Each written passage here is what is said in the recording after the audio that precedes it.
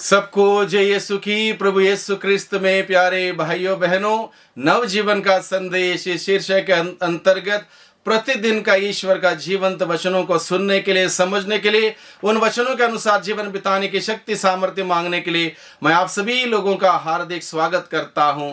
आज अप्रैल की 8 तारीख है, सोमवार है, और आज के दिन में हम लोग एक खास पर्व को मनाने वाले हैं। हालांकि इस पर्व को सामान्य रूप से 25 मार्च को मनाया जाता है। ये पर्व है प्रभु के शरीर धारण का संदेश का पर्व, द एनंसिएशन ऑफ द लॉर्ड। इस पर्व को हम 25 तारीख को मनाते हैं, लेकिन इस साल ये पर्व नहीं मना पाए 25 तारीख को, क्योंकि वो पवित्र सप्ताह था। इसलिए कलीसिया ने इस पर्व को शिफ्ट करते हुए आज के दिन में निर्धारित किया है। इसलिए आज के दिन में हम लोग इस पर्व को मनाते हैं। तो आज के दिन का खास संदेश हम सबों के लिए क्या है?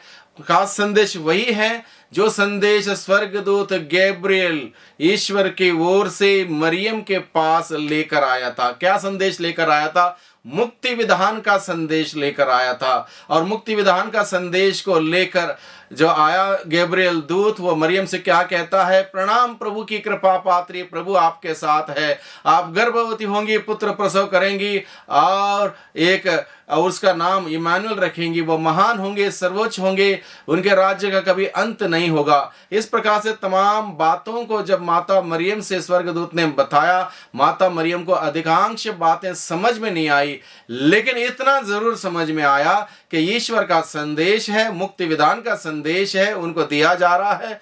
इसलिए माता मरियम उन सभी बातों को अपने दिल में रखा, दिल में संजोए रखा, उस पर उन्होंने मनन चिंतन किया। हालांकि एक आध सवाल जरूर किया था, ये कैसे हो सकता है, कैसे संभव है, मैं तो किसी पुरुष को जानती तक नहीं।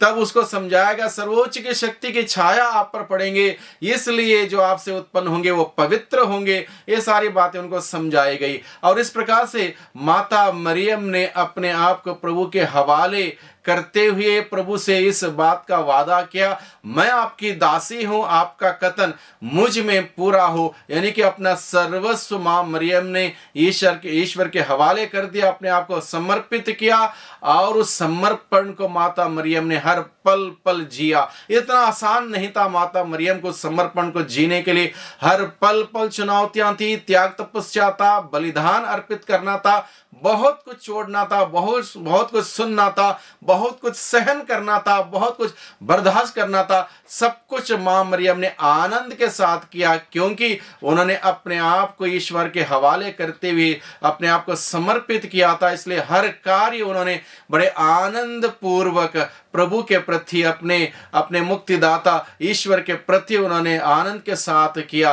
तो आज के दिन में हम सबों के लिए संदेश यही दिया जाता है। जिस प्रकार से माता मरियम ने ईश्वर का संदेश को सुना, हम लोग भी ईश्वर का संदेश को सुने, ग्रहण करें, उसको अपने दिल में रखें, दिल में संजोए रखें, मनन चिंतन करें। और जितना हम लोग ईश्वर का वचन को सुनेंगे, ईश्वर का वचन को पढ़ेंगे, ईश्वर के वचनों पर मनन चिंतन करेंगे, उतना हमारे अंदर जीवन आ जाएगा। क्योंकि ईश्वर का वचन में जीवन है, शक्ति है, सामर्थ्य है, हम सबों को मिलती रहेगी। इस प्रकार से प्रभु में हम बढ़ें, प्रभु में हम सभी मजबूत हो जाएं, प्रभु में हमारा विश्वास दृढ़ हो, अटल हो। इस प्रकार से एक विश्वास का जीवन, प्रार्थना का जीवन हम सभी जीने का प्रयास करें। और माता मरियम हम सबों को सिखाती है किस प्रकार से ईश्वर के अधीन होकर जीना चाहिए, किस प्रकार से ईश्वर की सेवा करनी चाहिए, और हमारे जीवन के द्वारा किस प्रकार से दुनिया के सामने यीशु को प्रस्तुत करना चाहिए। यीशु को प्रस्तुत करना हो तो यीशु का वचन हम सुने, पढ़ें, संस्कारों को ग्रहण करें, यीशु में हम भर जाएं, यीशु के मूल्यों में, सिद्धांतों में भर जाएं, ताकि हमारे जीवन के द्वारा हम यीशु को दुनिया के सामने प्रस्तुत कर सकें। माता मरियम ने जैसे ही प्रभु का वचन सुना, अपने दिल में संजोए रखा, उसी दिन से यीशु को अपने दिल में धारण किया, अपने दिल में ग्रहण किया, अपने दिल में, कोख में ग्रहण करने से पहले अपने दिल में ग्रहण किया। हम सबों को भी अपने दिल में यीशु को जगह देने की आवश्यकता है, यीशु के वचन के लिए जगह देने की आवश्यकता है। यीशु का वचन हमारे दिल में रहेंगे, हमारे मन में रहेंगे, हमारे जीवन में रहेंगे, हम कभी ठोकर नहीं खा पाएंगे। क्योंकि प्रभु का वचन कहता है, विधि विवरण ग्रंथ अध्याय 32 पद संख्या 37 में प्रभु का वचन कहता है, यह तुम्हारे लिए निरे शब्द नहीं है, यह खोखले शब्द नहीं है, बल्कि इन शब्दों पर तुम्हारा जीवन निर्भर है। जीवन का निर्माण तुम्हारा इस शब्दों के द्वारा होगा, यानी कि प्रभु का वचन के द्वारा हमारा जीवन का निर्माण होगा। इसलिए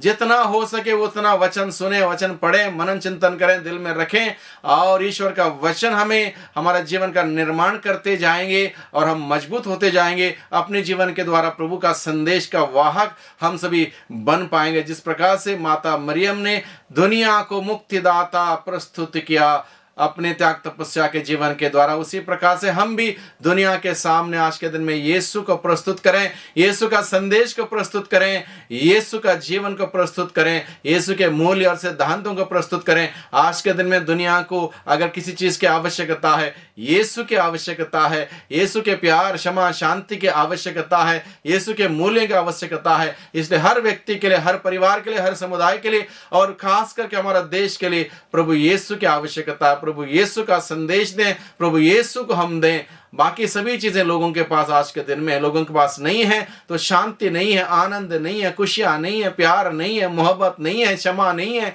ये सभी बातें नहीं है। और ये सारी बातें देंगे, वहाँ पर जीवन आ जाएगा, वहाँ पर यीशु आएंगे, वहाँ पर मुक्ति आएगी, वहाँ पर उद्धार होगा। इसी कार्य को करने के लिए, आगे बढ़ाने के लिए मुझे और आपको प्रभु ने चुना है, बुला है भाइयों बहनों।